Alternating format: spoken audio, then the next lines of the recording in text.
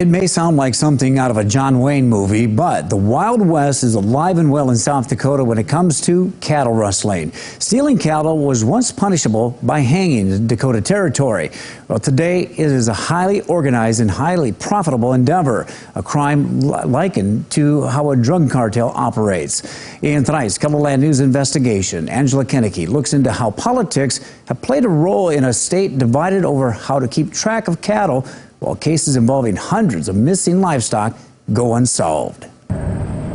Since 1985, Dan KUBAL has been tending to hundreds of cattle on his 700-acre family farm near Lesterville, South Dakota. He uses a four-wheeler to check on his cattle up to 3 times a day. But with the vast expanse of his pasture land, he may not have picked up on the crime that occurred here in July. I came back in the morning of July 22nd, and I noticed this corner post here was leaned over. Well, I didn't think much of it. I figured the cows probably piled up in there or something, you know. But then he realized something wasn't right with his gate.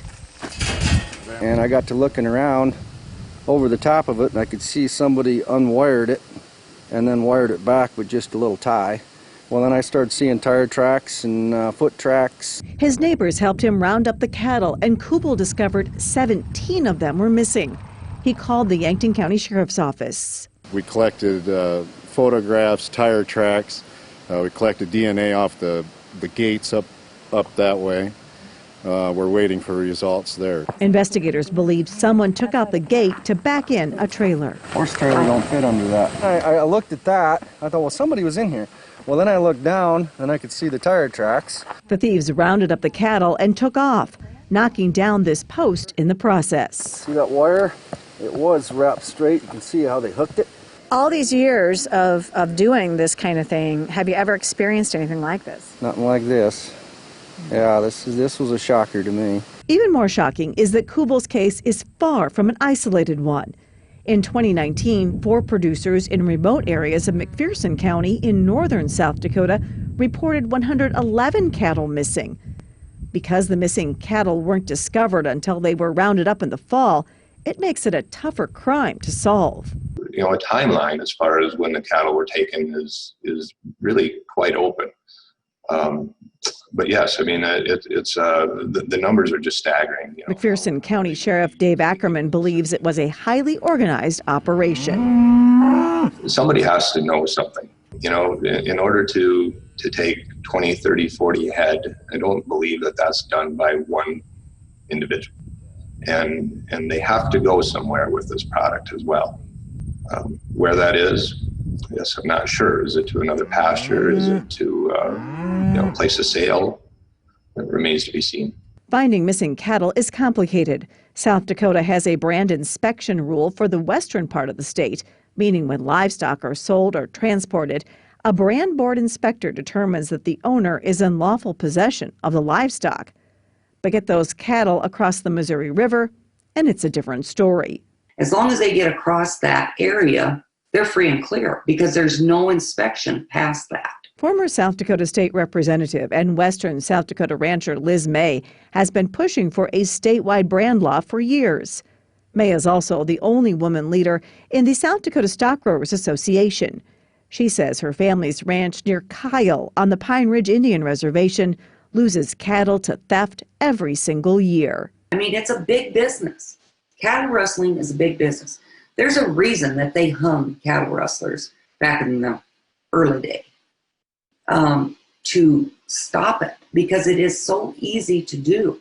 When you're talking 40 head, it's not an easy thing. People losing 40, 50 head, and to move those cattle and get them out of here, that's a well-coordinated effort, just like the drug cartel. The South Dakota Brand Board is the state agency that investigates cattle rustling. It is funded by ranchers who pay a fee to register their brands. A full-time livestock investigator is responsible for looking into reports of missing and stolen cattle. KUBAL Investigates looked through all of the missing or stolen reports from January of 2017 through July of 2020. We counted 164 reports involving hundreds of missing cattle or horses. Only 32 cases, or just under 20% of those animals, were ever recovered. We see very, very, very little for the money that we put in. I mean, we're not getting any bang for our buck. You know, you report it, they put it in the statistics, they watch, but nothing ever gets resolved. KUBAL's case has more evidence than most, and a reward of more than $12,000 is available for anyone with information leading to an arrest. Still, the likelihood of that happening lessens by the day.